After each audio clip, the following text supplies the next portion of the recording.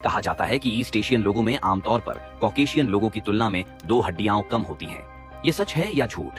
कुछ mainstream western medical data के अनुसार बड़ों में कुल 206 हड्डियां होती हैं, लेकिन यह डेटा असल में गलत है। 206 हड्डियां होती हैं, क्योंकि ईस्ट एशियन लोगों के एक बड़े हिस्से में, जिसमें कई चीनी भी शामिल हैं, सिर्फ 204 हड्डियां होती हैं। ये 2 हड्डियां कहाँ होती हैं? वे असल में आपके पैर की उंगलियों में होती हैं। अगर आप अपने 5वें पैर के अंगूठे यानी अपने छोटे पैर के अंगूठे को ध्यान से देखें तो आप पाएंगे कि उसमें सिर्फ 2 फलैंक्स होते हैं। डेटा बताते हैं कि चीनी लोगों के एक बड़े हिस्से में उनके छोटे पैर की उंगलियों में 2 हड्डियां होती हैं, जो कुल आबादी का 70% से ज्यादा है। जिन महिलाओं के छोटे पैर की उंगलियों में 2 हड्डियां होती हैं, उनका अनुपात पुरुषों की तुलना में कहीं ज्यादा है, जबकि सिर्फ 37% कॉकेशियन और ब्लैक लोगों के छोटे पैर की उंगलियों में 2 हड्डियां होती हैं। ज्यादातर ईस्ट एशियन लोगों के छोटे पैर की उंगलियों में सिर्फ 2 हड्डियां होती हैं, जबकि ज्यादातर कॉकेशियन और ब्लैक लोगों के छोटे पैरों में सिर्फ 3 हड्डियां होती हैं।